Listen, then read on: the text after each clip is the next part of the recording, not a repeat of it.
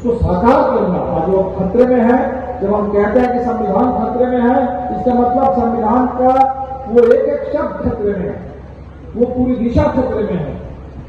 इसीलिए आज इस बड़ी लड़ाई में हम लोग फिर संकल्प लेंगे कि रामदेव वर्मा जी उनके पूरी जिंदगी से ऊर्जा लेते हुए, प्रेरणा लेते हुए सिर्फ इस इलाके में नहीं, सिर्फ बिहार में नहीं, पूरे देश में हमें लड़ना है और इस लड़ाई को जीतना है।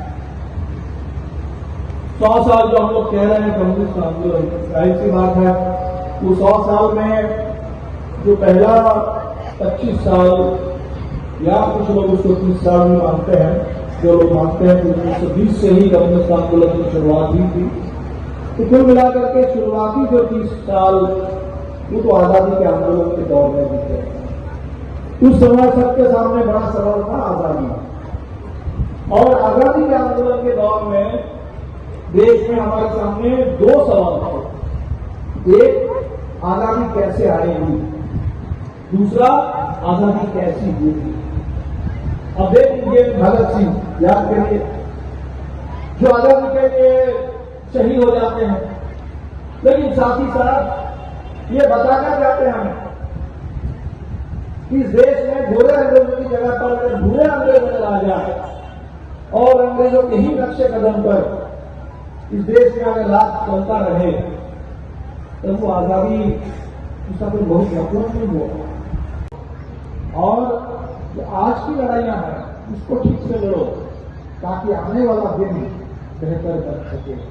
और इसीलिए आज जो हमारे सामने लड़ाई है, हम सब लोग देख रहे हैं, एक तरफ कम्युनिस्ट आंदोलन के 100 साल, दूसरी तरफ आरएसएस के भी 100 साल। और लोग ये हमेशा पूछते हैं कि भाई ये आरएसएस जो बिल्कुल एक हाशिए पर था, आज क्या बात हो गई हिंदुस्तान में कि उसके हाथ में पूरी सत्ता आ गई, और पूरी सत्ता आने के बाद पूरे हिंदुस्तान को तबाह करने में लोग लगे हुए हैं, पूरे देश को बर्बाद कर रहे हैं। इसीलिए आज इस बर्बादी के कगार पर, तबाही के कगार पर जब हम लोग खड़े हैं तो कम्युनिस्टों के ऊपर आगे जिम्मेदारी है। जैसे आजादी के आंदोलन के दौर में जिम्मेदारी थी कि देश की आजादी, आज हमारे ऊपर ये जिम्मेदारी है कि जो तबाही, जो बर्बादी के रास्ते पर देश को चला जा रहा है, तो आज देश को बचाने का मतलब इन बर्बादी के ताकतों से लोहा लगा है और इन बर्बादी की ताकतों को बर्बाद करना है हिंदुस्तान के अंदर, ताकि हिंदुस्तान में लोकतंत्र सुरक्षित रहे, देश में आजादी के आंदोलन की विरासत सुरक्षित रहे।